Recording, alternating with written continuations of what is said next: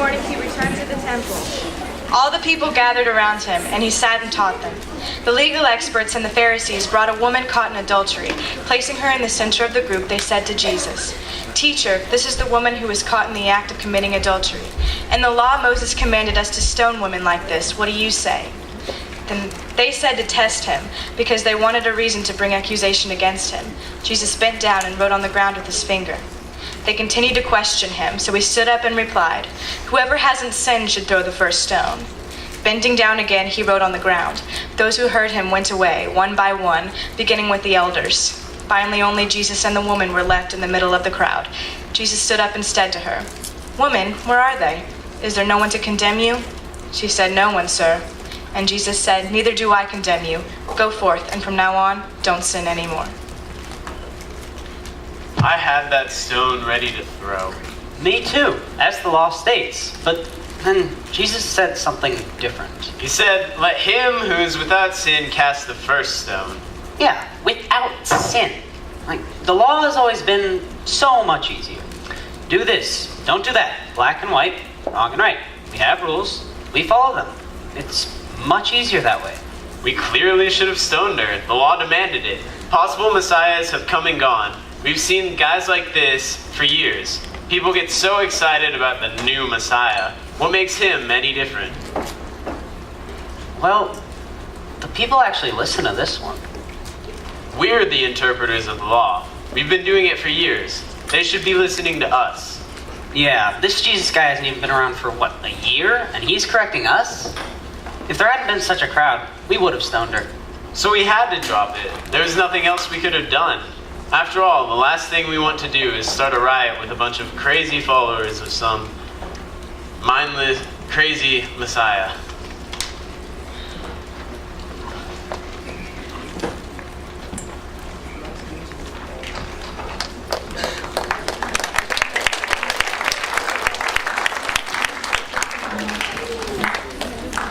All right, so here we are, different Sunday, same verse. Get used to it. It's going to be around for a couple weeks. So tonight we are changing. Last week was Jesus is friend, right? How many of you remember Lindsay teaching Jesus is friend? I know that a lot of you aren't here because you just got done with Merge, but last week Lindsay talked about Jesus being our friend.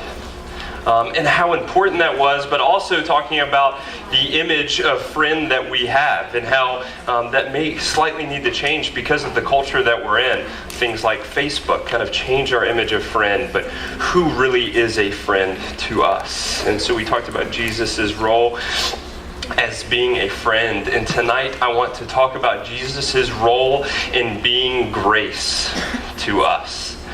So the passage that just happened, we got an image from the Pharisees. The Pharisees were the law keepers. They were the ones who caught this woman, or more than likely, they didn't catch the woman, someone else did, and they brought the woman to the Pharisees because the Pharisees were the people who held the law. They made sure that people followed it, and a lot of times they punished people. And so, of course, they took the woman to the Pharisees, and the Pharisees made sure that the law was going to be fulfilled. And so they were all ready, bless you, they were all ready, it was too distinct not to bless. They were all ready to stone this woman. And then Jesus enters into the picture. And so I kind of think that Jesus was feeling a little bit risky, much like things like this. Jesus was feeling just a little bit risky in this passage. And I want to point out why I feel like Jesus was being a little bit risky in this passage.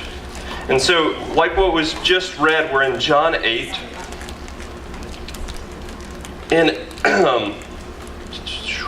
where am I? Okay, here we go. At 7, they continued to question him, and so he stood up and replied, "Whoever hasn't sinned should first throw the first stone." And so let me establish what this really means. Let me set up this story for you. So here's what's going on in Jesus' little feeling risky story here. Pretty much, there is the police, which are the Pharisees. So the police come in, they catch the woman doing something that she's not supposed to be doing. And so the woman is fearful for her life now. Just imagine that you have been caught doing something that you're not supposed to be doing by the police. So she's pretty terrified. She knows more than likely that what she's facing is being stoned to death. Let's be honest, that's not a very exciting way to go. And then here comes Jesus. So this is what happens. The Pharisees or the police says, she broke the law, let's stone her. And then the woman is like fearful and screaming. And then Jesus says this really bold statement and says, wait a second, bro, haven't you broken the law as well? And then the police are like, dang it.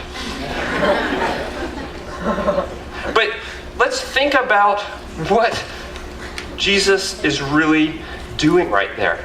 That's like your mom getting pulled over tonight on the way home for speeding, and when the cop walks up to the door and says, excuse me, ma'am, do you know how fast you were going? And you pipe up on the side and say, excuse me, officer, you know how fast you were going? You're not going to say that, right? I wouldn't.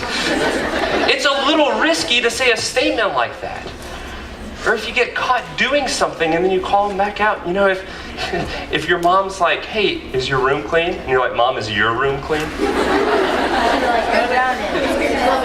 Those of you who have done that know that it's not a good idea.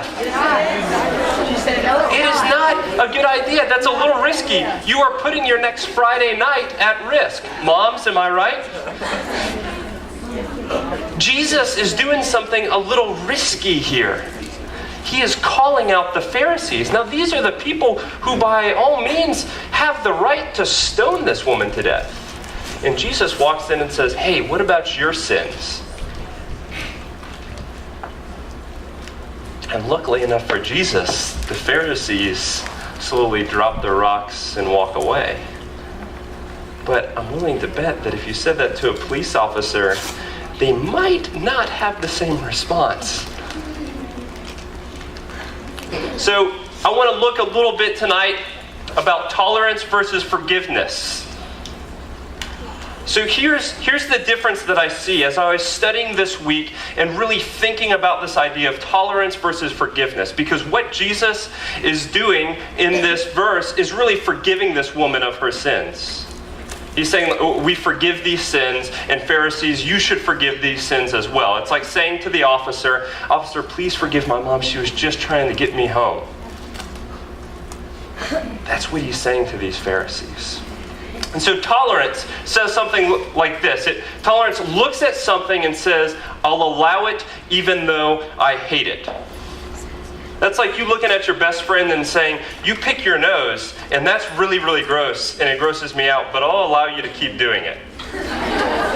Like, I don't think it's okay. I'm just going to allow it to keep happening, acknowledge that it's there, but I'm never going to really like that. That's tolerance. I'm going to tolerate that. I hate its very existence. However, I'm going to let it keep happening. So that's tolerance. Now let's look at forgiveness. Forgiveness says, I accept it, but I will set it aside with love. It is no longer between us. That's like if someone had stolen the last donut right in front of you this morning before choir. Your best friend, I know, that's one of the worst things that could happen on a Sunday morning. If someone had stolen that last donut, like beat you there and ate, like shoved the whole donut in their mouth before you could even like go halvesies on it. And it's your best friend, and so it's like, that was really not cool, bro, but I'm going to let it slide. I forgive you. This is no longer a thing between us. I'm not holding this grudge. Does that make sense? You see the difference between tolerance and forgiveness. Tolerance says, I hate it still, but I'm going to tolerate that it's there. Forgiveness says, that really wasn't the coolest thing ever, but I forgive it. I'm going to forget it. It is no longer a thing between us. So what do we think? Tolerance and forgiveness. What do we think that Jesus does here? You can say out loud. When I say questions, you can answer. What did you say? Forgiveness, right? Jesus goes with forgiveness here. What Jesus says when he is speaking with this woman to the other people, like what he really does there is he says, I acknowledge her sins. They are real. They are there. I'm not saying that they don't exist. I'm not turning a blind eye. I'm saying I acknowledge her sins, but I forgive them. They are no longer between us. It is no longer an issue between us. It's not like if she had been picking her nose and he said, I just can't handle that. I hate it, but I'll just tolerate it. He says, no, I don't tolerate the sin. I just forgive it in this instance. I forgive the sin. It is no longer between us. So here's what Jesus does, and this is what I really, really want us to think and look at tonight.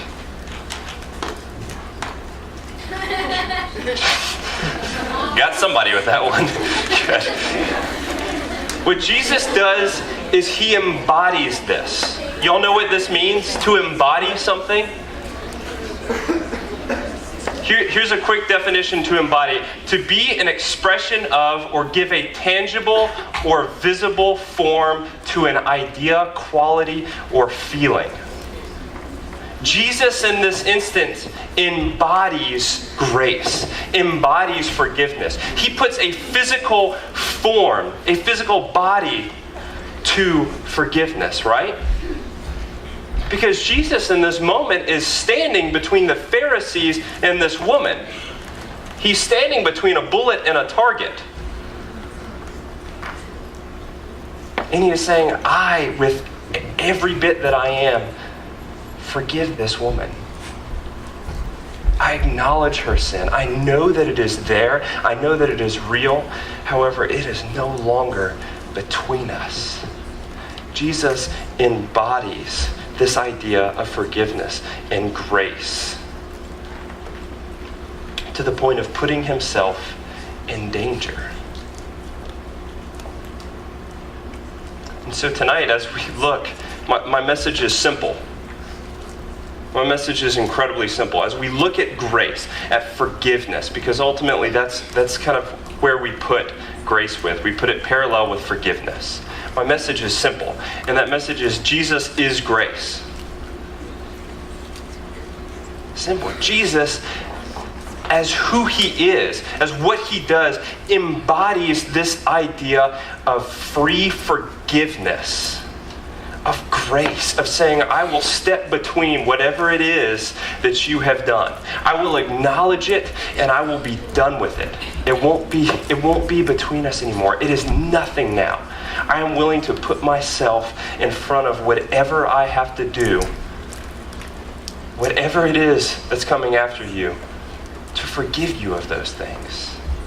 Jesus embodies this idea. Jesus doesn't just like the idea of grace. Jesus is grace. Jesus becomes grace.